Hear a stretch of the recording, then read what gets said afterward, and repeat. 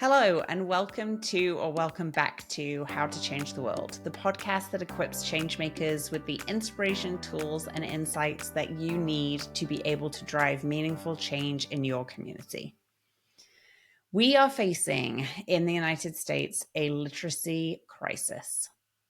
2/3 of third graders are not able to read at grade level. 2/3. And that actually gets even worse when you factor in rates of poverty. Younger children who are living in families below the poverty line are even less likely to be able to read at grade level. And this is a really big deal for a lot of different reasons. Reading is, of course, a really foundational skill and very important. And even more so, reading at grade level in third grade is one of the biggest predictors of being able to graduate high school, which, of course, is a big indicator of being able to provide for yourself and for your family, which leads to a lot of things that matter in life in terms of safety and security and the ability to access the things that you need to live a happy and fulfilling life. So being able to read at third grade is a really big deal.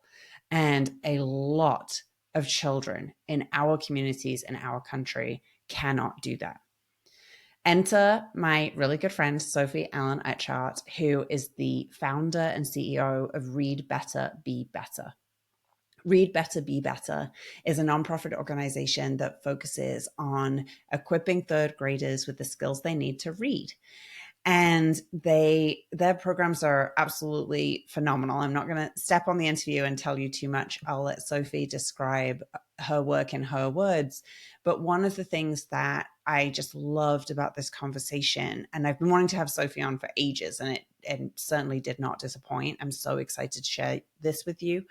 But the thing that I loved about it is what really became clear is how a series of pivotal moments in Sophie's life led her to learning about the challenge with public education and with literacy and reading ability specifically, and then how she became somewhat of an accidental entrepreneur in terms of creating and building Read Better, Be Better into what it is today, which is an organization that just celebrated its 10th anniversary last year, into an organization that has a multi-million-dollar annual budget that teaches thousands of kids every single year in our state and our community, and recently received from a national education research organization confirmation that their program is statistically demonstrated to have a significant and positive impact on reading ability. But not only that, Read Better, Be Better is creating informed, passionate advocates for literacy and education. And I'm so excited for Sophie to tell you so much more about that. So without any further ado, here is my conversation with Sophie Allen Etchart. Sophie Allen Etchart, welcome to the podcast. Hi, thanks for having me. I'm so excited to do this. I love you and I love your work. And for ages, I've been wanting to have you on. And so thank you for joining today. I've never done anything like it. Very excited. Have you not? No, I have not. Well, to kick us off, I would love to know a little bit about your work and what led you to this career. So I'm from the UK. You may know it. Also, everybody also thinks I'm Australian. It happened in the taxi last night. Same. So for those of you who can't understand mine and Catherine's accents, we are not Australian. We're English, and we've been in America too long. So it became a bizarre That's what it sounds like. mix. But I grew up in the south of England in sort of rural economic privilege, sort of come from a background where there was a little bit sort of like family first, like you take care of family first. And so not necessarily having that philanthropic or lens, but I have always loved to travel. I've always been sort of unsettled, I think I would probably put it politely that way. So just have intentionally or unintentionally lived in a lot of different circumstances and lots of different people. And there's plenty of stories in that time that we don't need to go into here, but I think it very much sort of formed who I am as a person and how I see the world. And I don't think any one person is better than another person. And I ended up by a very circuitous route, including living in Australia actually, to back in London, kind of working in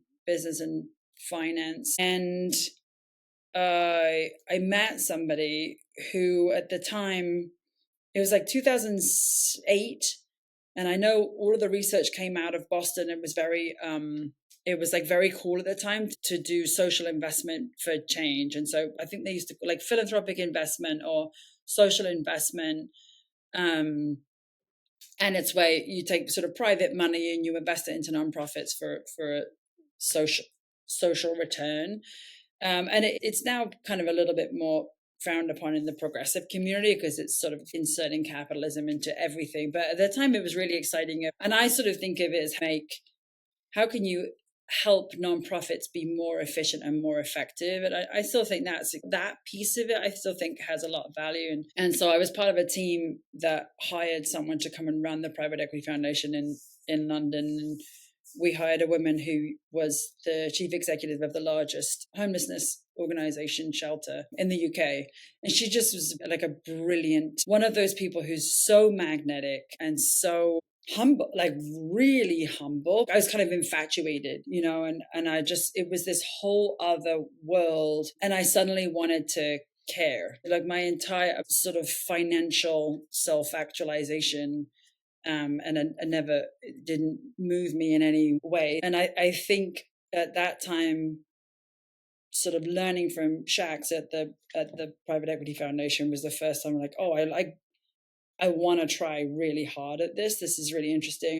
That organization invested in this sort of portfolio of nonprofits, and then I was a consultant, although I was 23 and knew absolutely nothing about anything. And I think we have those moments where I store sort of these like core memories when I was like shape-shifted in real time. And this one CEO who I was, telling that she should write a business plan, or I don't know, some highly offensive advice that I was giving her. And she just very kindly, I think about calling people in rather than calling people out, right? She called me in, absolutely. And she had the grace to just say, hey, you seem like you're really passionate about this. And you should go and get some frontline experience. And she said it very nicely. And I've never, ever forgotten it. And I've always made a point to go back and see her when I'm in London, and always made a point to thank her, because that's one of those moments that really, really fundamentally changed how I chose to live my life. And it led to me quitting my job, moving to Peru. The intent was just to go and volunteer for a certain amount of time to get that field experience, to sort of get some credibility. And I didn't think I necessarily thought about getting credibility at the time, but just get that experience and knowledge. But I ended up being offered a job, and I ended up staying there for 2 years and working in this project in the north of Peru. And it's kind of a long story. I'm trying to keep it short-ish, but we in that, with that community, there's another, like, just thinking of the sort of shape-shifting moment. One of the pieces was that I found it difficult to understand why the families that we work with there. This is the second time I'd actually lived in Peru. I lived there previously in Lima. This time we were in the north, and I had visited rural, like the mountains, and they call it La Sierra. And the families that we were working with where the project was were mostly, I think exclusively actually, from there, which is very rural, very like peaceful.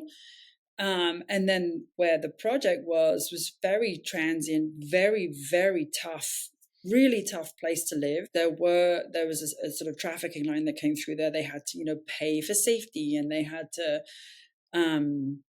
there's just a lot of moving parts and a lot of complexity.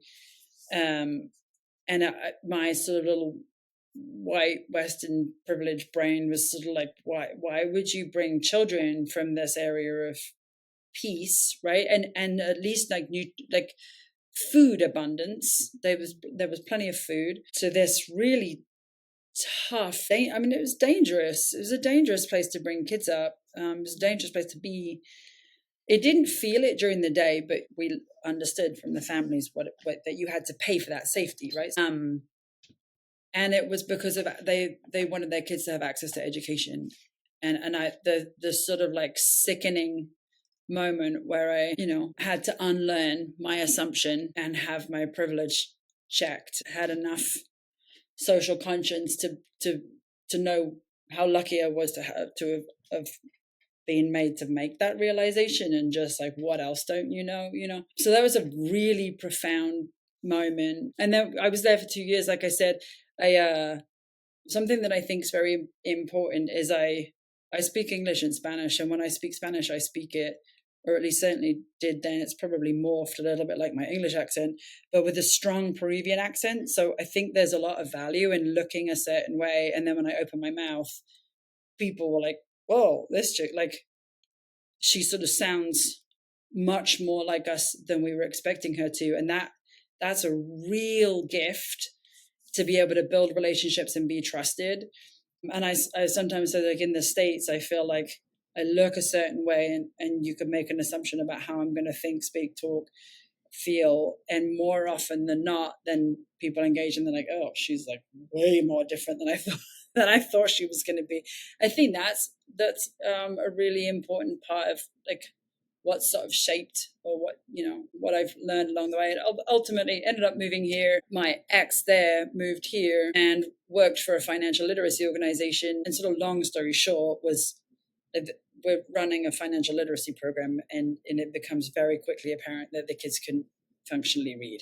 And so financial literacy becomes sort of like a luxury. And for me, the passion, having done 2 years of real foundational reading comprehension work and seeing how almost like the physiological change in kiddos' bodies, like the confidence and the agency that you can get when you make words your own, that's what I'm really passionate about. And so then for 2 years in these programs with 20,000 kids a year going through there, you really get, you get a decent scope of understanding what the landscape here is. America's the richest country in the world. That's really all I know about it. And I couldn't sort of fathom how that could be. And so I started to do research, and I spent, again, from a private equity, you never, like from my learning at the Private Equity Foundation, you never start something new, right? You always align resources. There's always something doing something. I spent 9 months trying to find organizations. The schools are obviously doing incredible efforts, but there was a teacher who said, "We have kids reading at 6 words per minute. We don't have the luxury of teaching reading comprehension." And so I wanted to understand, how as a community are we wrapping around particularly those title schools to ensure that kids can use literacy as a skill to do other things. Like just reading the words on their page like this that's not it. If you want people to be able to be fulfilled and actually be able to realize their sort of full potential. That was perfect, and it sets me up really perfectly for my next question, which is, so from that point of doing the research and realizing that there was no organization in Arizona that really was providing that support to public school districts, what then was the moment where you thought, okay, I'm going to start something? And what did that look like? I mean, for starters, if someone is out there who was doing what we're doing, I apologize. I spent 9 months trying to find it. If someone's out there doing what we're doing, please get in contact, because I would love to align resources. So I left that organization that I was at with the view of just kind of doing more research. I used to be a headhunter, so I have no problem just calling people up. I would read newspaper articles and then just cold call everybody in the article and ask them, buy them coffee, ask them questions, buy them coffee, ask them questions. One of those cold calls was Karen Ortiz at Helios. She was really embedded in the third grade work at the time. She was a huge support. She was one of the last people that I probably talked to, connected with Terry Clark, the Arizona State Literacy Director, and to understand what the continuum of effective practice that the Read on Arizona continuum was working within. And my father passed away in April of that year. And I think from then on, more of this was grief than I probably necessarily realized at the time. There's certainly the economic circumstance. So I was in a situation where I knew that I probably wouldn't have to work for a year if I didn't want to. So I had a year that I could basically run at this. So the whole time I was starting to build, but while still kind of like holding space for something else happening or finding someone else who's doing something. But I started writing the curriculum with friends who were teachers. And then there was a kid in the neighborhood. I lived in Coronado at the time. So I think he went to Emerson, which is right there on Palm and 7th Street.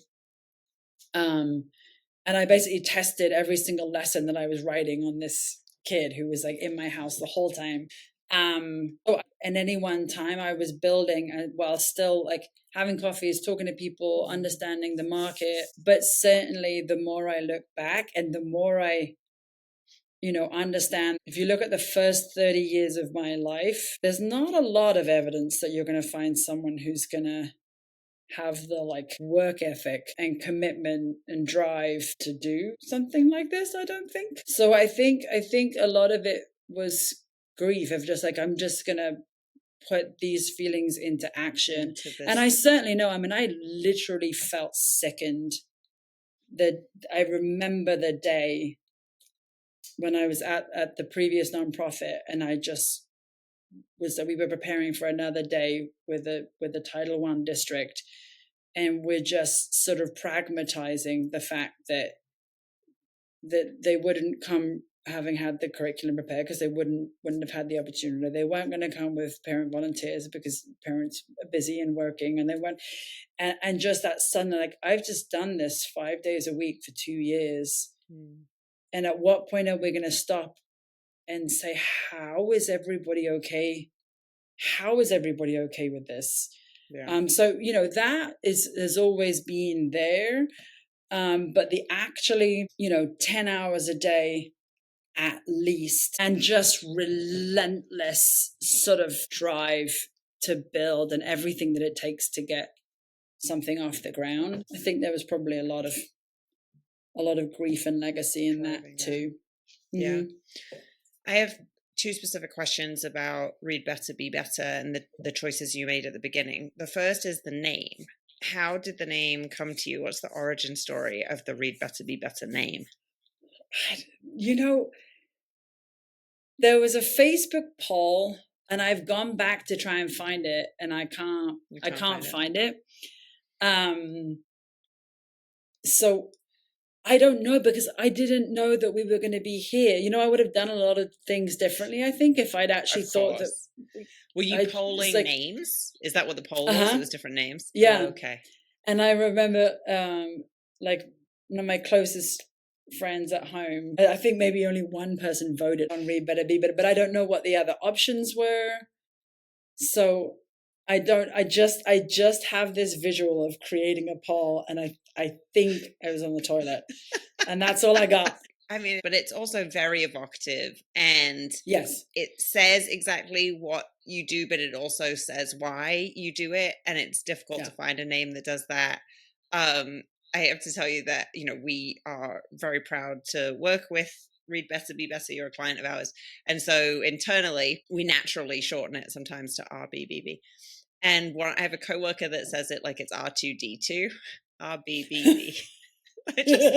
It always stemmed from that, like, education inequity and the responsibility. I think the community has the responsibility to affect change, right?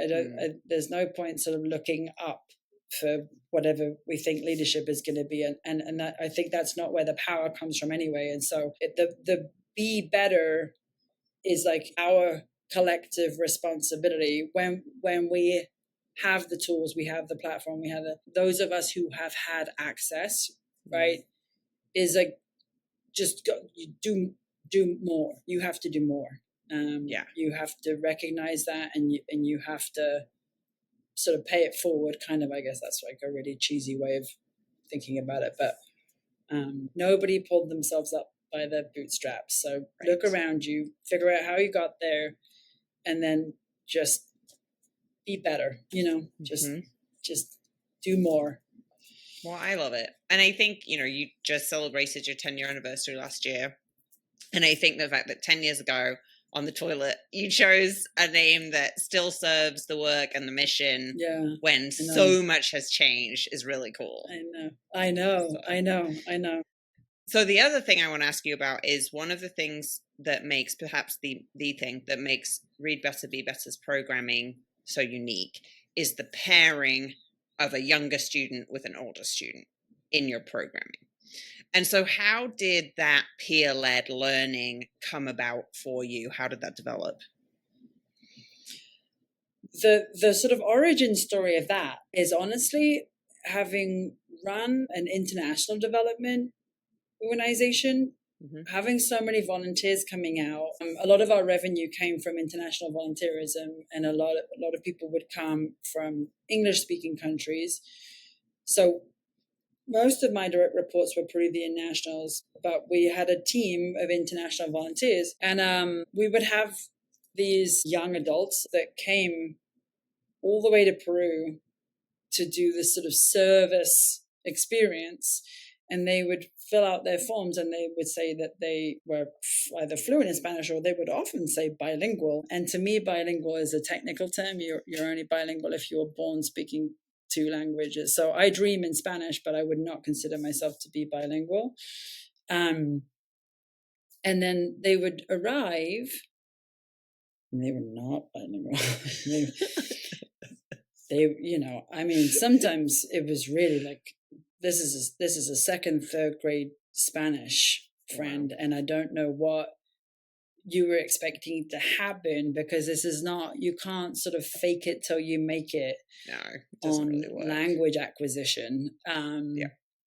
It's a real skill and it takes years. And so it led to these like deeply unfulfilling experiences from both sides, like just having people paint the volunteer house, for the 3rd time.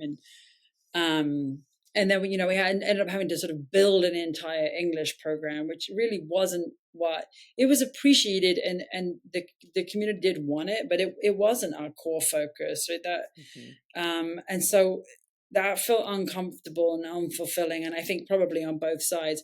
And then I moved here and, I lived right there, if you know, like 16th Street and Palm, and the divide between the eastern side of 16th Street and Palm and the western side of 16th Street and Palm is palpable. And you've got people who, won't let their kids cross a road, but you have people who will let their kids fly, spend thousands of dollars and go to the other, not the other side of the world, but to another country. And I find that interesting and curious, and I think there's a lot to be gained from inspiring our kids to think about community at a really local level.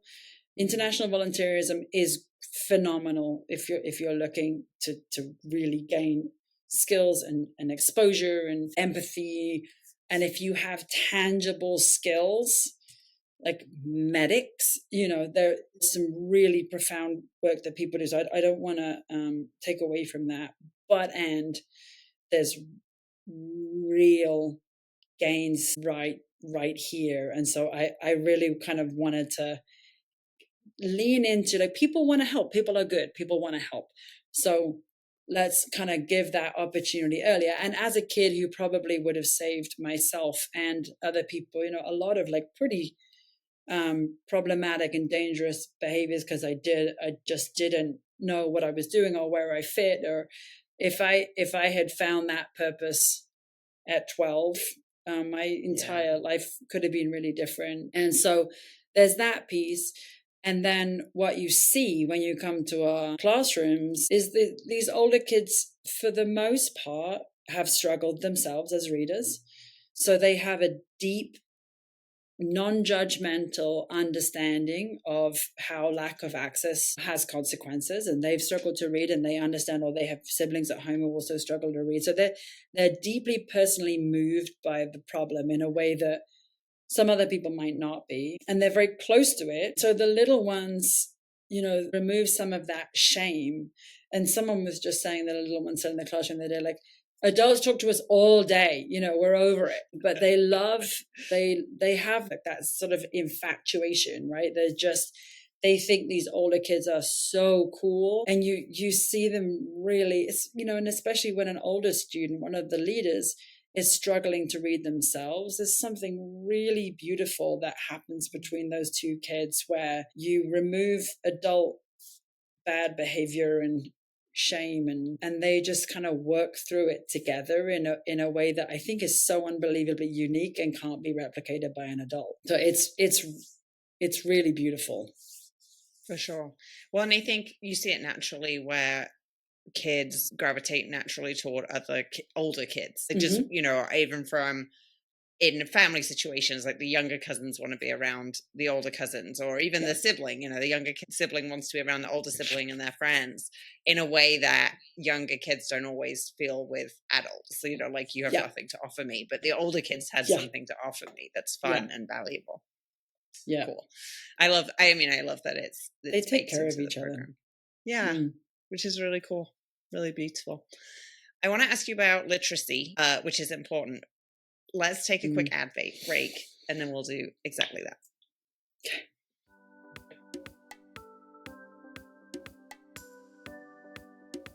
It is such a tough time for nonprofits, agencies, and changemakers. Funding is tight, capacity is stretched, and your work matters more than ever. And you need communication support that can keep up. That's why we are super excited to introduce our new suite of modular, flexible services, built to help you and your storytelling stay visible, resilient, and connected when it matters the most. Whether you need a quick messaging refresh or adaptable on-demand support, Javelina is here to help you move forward with clarity and strength. You can see this list of services and discounted prices at javelina.co/rapid-response-services. That's javelina.co/rapid-response-services.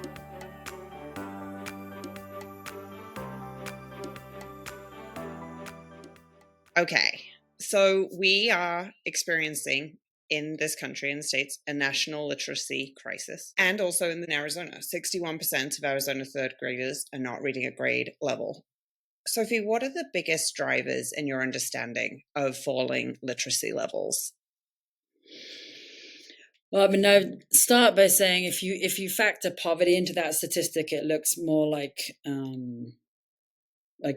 21% are, so like one fifth of kids can functionally read, if those who've experienced poverty. So, poverty is a factor in terms of like access to opportunity and resource, but the main piece is lack of access, because I went back to try and find the actual statistic, but Read on Arizona, Terry Clark presented at the State Board of Ed a couple of months ago, and they talked about, I think it's 5% of kids have such severe kind of learning needs that they may not be able to get there even with like really specific intervention.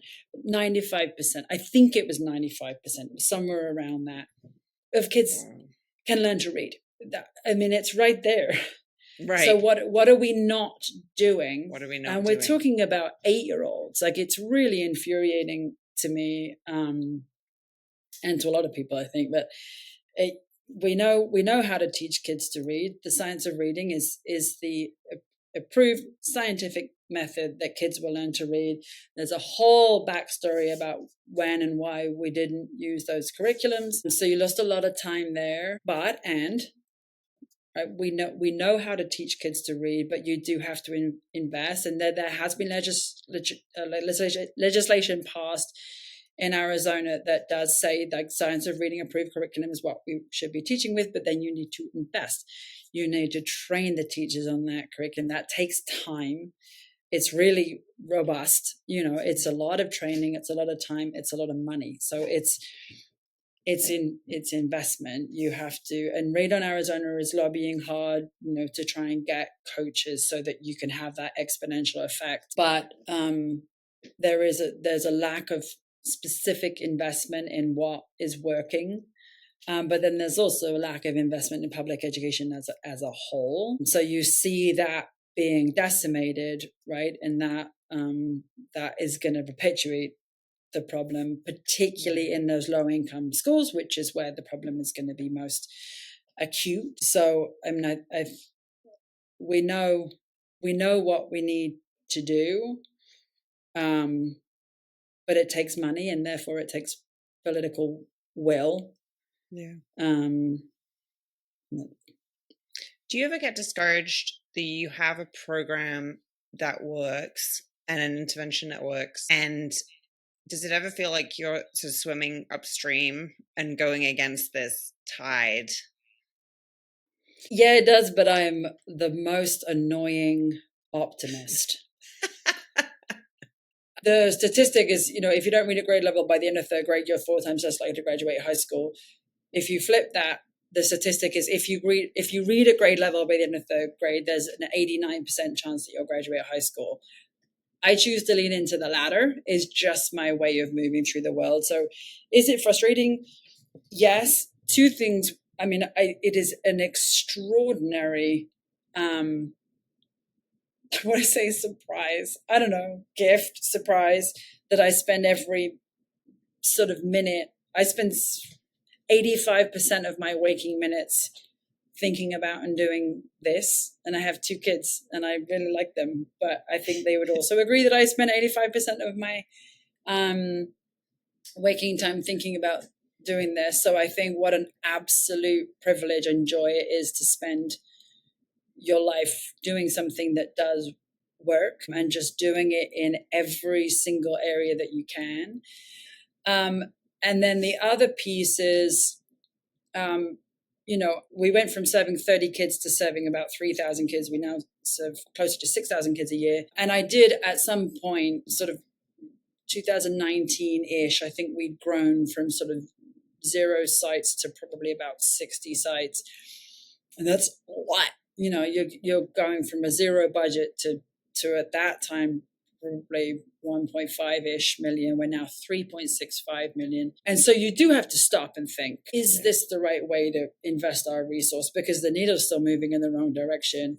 And that's when we formed our advocacy committee, because I think all responsible and certainly progressive nonprofits have a responsibility to try and prevent the problem that you exist to address. Like, you should be working yourself out of a job. And so we spent a year working through UNICEF's advocacy toolkit, which is really intense. It was the hardest, most cerebral work I think I had done. It was really, really intense. And at the end, so the question is, what are you going to do? What's the deep cause?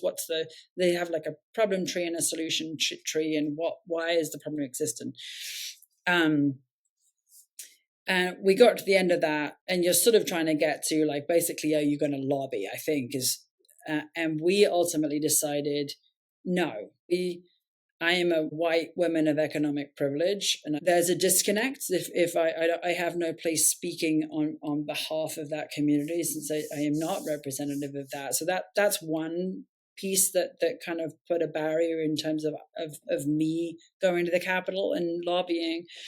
But also, at this point, we have thousands of middle school graduates who've volunteered for like 30 hours to address the literacy crisis, right? Who are fired up and engaged. There's no need for me, that my voice it's not going to be anywhere near as powerful. And the legislature is pretty impenetrable at this point anyway. It continues to be. And so from that advocacy committee, we built 2 programs, and they're systems change pathways, which for me and a couple of my team members who've been here since almost the beginning are life-giving.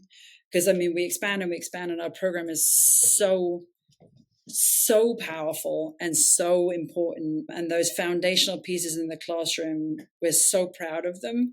But it does get tough to just see it happening again and again. And are we just going to do this for forever and keep raising money? And so the 2 systems change pathways. One is the pathway to the education profession, where the alumni come back. So those middle schoolers come back as high school on a educator workforce development program, paid $15 an hour, and they get to learn, they get to work in our classrooms, learn our strategies, paid professional development. So they get classroom behavior management, asset-based language, all of these pieces that are really important to how we move through the world. If we can smooth the pathway for those kids to go and be educators, and they work, by the way, in the schools that they went to elementary school, right? So they belong there. So you starting off with a real asset. We have hundreds of alumni of that program. If one of them becomes a teacher and already has our strategies, that's one school we don't need to be in because they already do what we do, you know? Yeah. You start to get huge exponential numbers. And then the other piece, because we heard from families mostly saying, you know, don't push my kid into the classroom. It doesn't pay any money. When families talk, you listen. And so I understand that, and I respect that. I wish it weren't that way, but it is. And so we built the pathway to civic leadership for the kids who, you know, yes, I'm fired up. Yes, I've experienced this problem. I've been part of addressing it. So I recognize my leadership. And so we're trying to have them think of themselves as change makers, right? We call them change makers, but ultimately, you know, again, if 1% that for this year, we will put 100 kids through that program. If one of those kids advises someone on their education policy, then you start seeing change in hundreds of thousands. And so those two programs, that is where I can sort of see our vision. Our vision is empowered communities demand equitable access to foundational skills. You can like touch that in real time and see a time. It's like really, really moving to feel how close that is. I appreciate you sharing that example, especially as an alternative to making systemic change to lobbying a legislative body. Because I think when we talk about systems change, that is the most, and when we talk about advocacy, when we talk about advocating for the world as it should be, common pathway is organizations investing time, energy, money. What I love about this alternative is that it is so in keeping with your vision and your mission, and really thinking about how do we meaningfully move the needle on the fabric of society, but in a way that honors who we are and what makes us different. Yeah, it's really exciting. Well, which leads us to the sort of the impetus for us finally doing this, which is WestEd, which is a national research group, completed a study of Read Better, Be Better's third grade reading program and found that statistically, Arizona readers that participate outperform Arizona readers who don't, Arizona students who don't participate in your program. Can you tell us a little bit more about what that means and why it's such a big deal? Yeah, I mean, it's for someone who's not an educator, when we got this back, I mean, we were just on the floor, like ugly sobbing for hours, actually. And I think it's important to start, like for anyone, I get asked a lot for people who want to start a nonprofit, try not to start a nonprofit, try and find someone who's already doing it. But if there isn't, make sure you build your evaluation system before you start. So I had built the evaluation with people who actually know what they're doing, right? Volunteers. I had an education impact specialist out of NAU who helped build that system. And we had that system in place before we served a single kid, other than the one who was in my house that I was testing the curriculum. And that's one of those things. So, you know, we didn't know what we know now. I can't remember the name, but thank goodness I did that, because we have data from day one. And we had been evaluating that data per semester, per student, actually. I mean, because I have either imposter syndrome or I've learned from my arrogance of that lovely woman saying, you have no business telling me what to do. We sort of took, I think, 7 or 8 different data points for every single child. So, I mean, kind of obsessive. I mean, it's a lot. And if you talk to the team who had to actually do it and get all those data points and do all those tests and bring in all the surveys, they would definitely tell you it's obsessive. But it was really important to me to mitigate for my lack of experience. You know, I'm not an educator. I wasn't much of really anything. And so you have to work extra hard to make sure of that. So we've been evaluating since the very beginning. And then Valley of the Sun United Way had actually taken a chance on us really early. I mean, I think we were only like a year old, and they gave us a grant to do an initial evaluation, like to send our data externally to get it independently evaluated. That came back really strong. We then did that every 3 years. So we have 3 of those, which got bigger in scale, obviously, over time. So we have 3 independent evaluations. And then ultimately Helios said, you're in a place that you should do this really comprehensive evaluation. And I was pretty reticent at first because it's expensive, and money. We were in a place where the stakeholders are saying it worked, like the families are saying it worked. All of our internal testing is saying it's worked. The superintendents are saying it's working. I don't know, why do we need more? And this is not my expertise, and I listened, and we kind of moved forward with it, and it was over a year. And it's the process itself is fascinating if you're me, because they just take apart every single piece. So you're asking how it came up with the name.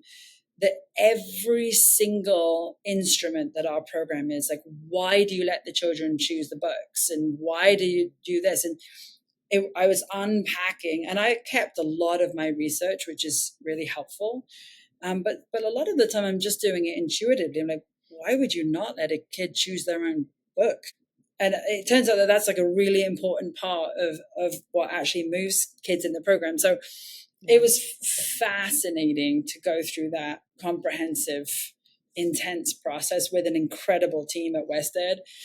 And then, what it means is you get a giant check mark, for sure. That's by people who really do this. They are absolute experts. This is what they do across the country. And they showed the statistical significance in fluency, phonemic awareness, and decoding. And that's 3 of the 5 core components for a holistic reader, right, to be a successful reader.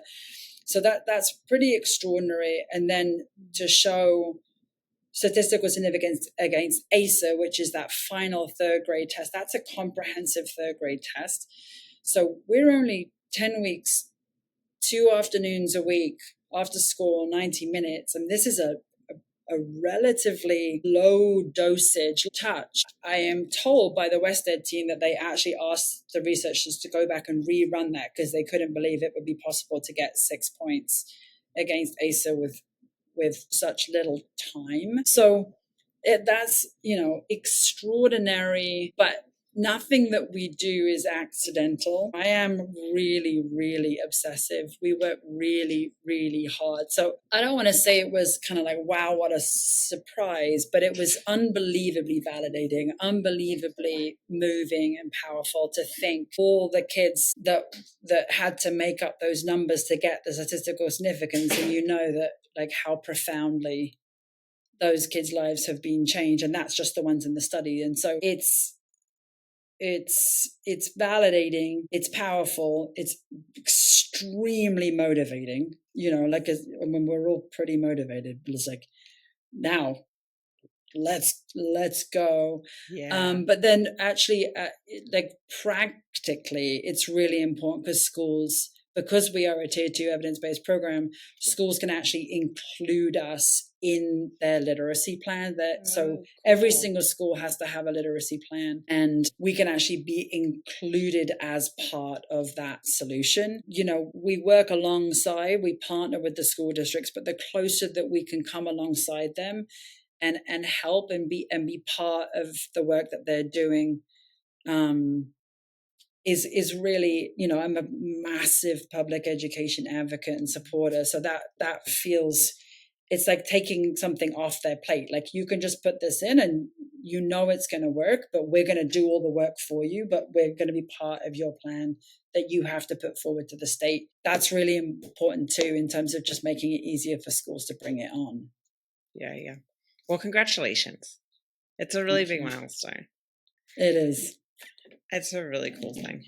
Sophie, when you look forward and you think about literacy, but also your vision, people having those foundational skills that they need to demand access, what do you think is our biggest challenge and what gives you hope? Our biggest challenge is focusing on what matters. We need school boards to focus on academics and literacy. Those are the governing boards. They set policy. My first boss always used to say, what gets measured gets done. What are you spending your time talking about? What are you spending your time driving? It comes back to the same point. If we know how kids can learn to read, I would like to hear a little bit more conversation at a governance level of, okay, so what are we going to do to make sure that happens? And I don't hear enough. There's a lot of distractions that are happening that just waste time, and are pretty harmful in terms of also just the general mindset and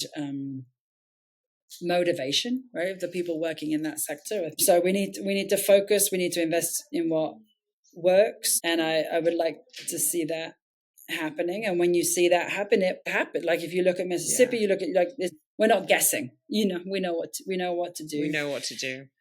So, and then there's not a lot of hope in that area right now, but in terms of where the hope is with kids. These are kids that chose to step up. We see thousands and thousands of them. They choose to be the change. They understand what is necessary. They have a courage and sort of like an unabashedness that's thrilling to be around. They are like brilliant, right? If they're in that sort of literal, they have the will. When they talk about their experience, you listen. And when I see them doing public comments at City Hall, and when I see them doing public comments to governing boards, it's unbelievably compelling. And I think they may be able to get those boards to listen. But they're also going to come through. They are going to come up, turn 18. I think leadership, I don't know about all of us. I keep looking up for leadership. I don't know what makes us do that, but that is exhausting because you're not necessarily going to find it there. But if you look around you, and certainly if you look in classrooms, you're going to find real leadership, real sensitive, thoughtful, but like really brave leadership. And I see that in the community, and I see that gives me a tremendous amount of hope. Yeah, I love that. Looking around for leadership versus looking up for leadership, because I see that too. I see phenomenal results-driven and results leadership happening in our communities, not so much at the top. But that's a conversation for another day. Well, Sophie, this has been wonderful. I want to finish up with a really quick speed round of just quick things I'd love to know from you. One is, what is a great book that has informed your own change making? I love The Persuaders. I'm going to butcher his last name, but Anand Giridharadas. Oh, Giridharadas. Yes, I know. I don't know the pronunciation either, but I know the writer you're talking about. Yeah, I love that book. It talks about calling people in versus calling people out. I found it really, it's partisan, and I found it very, it really cemented a little bit how I thought about things and changed how I thought about other things. I thought it was really good. I love it. Who is one change maker that inspires you? My friend Raquel, who ran for Congress, and I would say her ability to build coalition.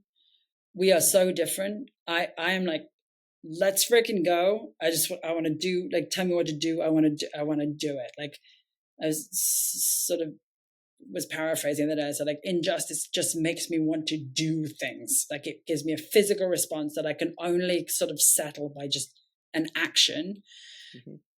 Raquel can sit in a room for hours until she gets like true coalition from a group of people who all need to be heard. And one person might come into that group and be like, all of these people think the same, but they do not. There are incremental differences, and they're all fighting for these like real nuance. And it takes time, and it takes patience, and it takes a humility that is incredible to watch. And I find it, I could not do it, but I believe that is how we get where we want to go, is that patience and that ability to make everybody feel heard so that you can work towards a collective goal is really, I find it really inspiring. What is one habit that keeps you grounded on a daily basis? I walk for 30 minutes every morning, largely to manage my back pain, but it also helps. I walk and I listen to the BBC Global News, whatever it's called, the Global News podcast, and then I work out for 30 minutes every morning. I can relate to that. If you had to describe change making in one word, what would it be? I wanted to use so many words, and I went with relentless. I love that. This is a new question, and I think you're the first person to actually use one word. So kudos to you. Oh, man, really? Yeah. There's a lot of 2 and 3 word answers. And then lastly, Sophie, how can listeners best connect with you? I am best on email, honestly. My email is Sophie, Sophie, at readbetterbebetter.org. But that's the best way. I'm, sort of on socials. Read Better, Be Better is on socials. We're typically at Read Better AZ, I believe. But to get in touch with me is drop me an email, and I love having coffee with anyone and everyone. And I like to do it at Cielito Rosa on 7th Avenue in McDowell. It's my preferred location. I can attest to that because I think that's exactly how our friendship started, which is so cool. Sophie, thank you so very much. I hope you enjoyed hearing Sophie's story as much as I did. I've heard the origin story of Read Better, Be Better before and Sophie's experience, but what really struck me today and what I loved about hearing her experiences and being able to share them with you is how it was this series of pivotal moments that all culminated in what has become her life's work and her life's passion that truly impacts and shapes not only lives, but families and communities as well. Because what she shared with us was these series of pivotal moments. The moment that somebody called her in and said, you know what, you might want to go and get some firsthand experience on these issues, from the moment where she was in Peru and recognized that her own assumptions about education and access to education were not everybody's experience. From the moment where she came to Arizona and understood what the literacy crisis looked like here and what it meant here and for those impacted, and then discovering that there was not a program that offered a workable intervention, and really starting to put together all of these pieces. And what it really emphasized for me is that I think that we are all a culmination of a series of pivotal moments that individually, maybe you don't recognize them as particularly consequential in the long term, but then when you look back and you put them all together, you think this led to this, that led me to here, that led me to this thing I care about, that led me to what I am pouring myself into today. And that is really beautiful. And to be able to not only recognize that in ourselves, but then share that with other change makers as an example and as an inspiration is really beautiful. So I appreciate Sophie for doing that with us today. And I appreciate you for being here and listening with us. And if you enjoyed it, what I would love the most is if you shared this conversation with somebody else that you know and just say, you know what, I really took a lot from this and I think it might provide inspiration for you as well. Thank you so much for being here. And until next time, when I cannot wait to share another story of change with you, I hope you have a great one.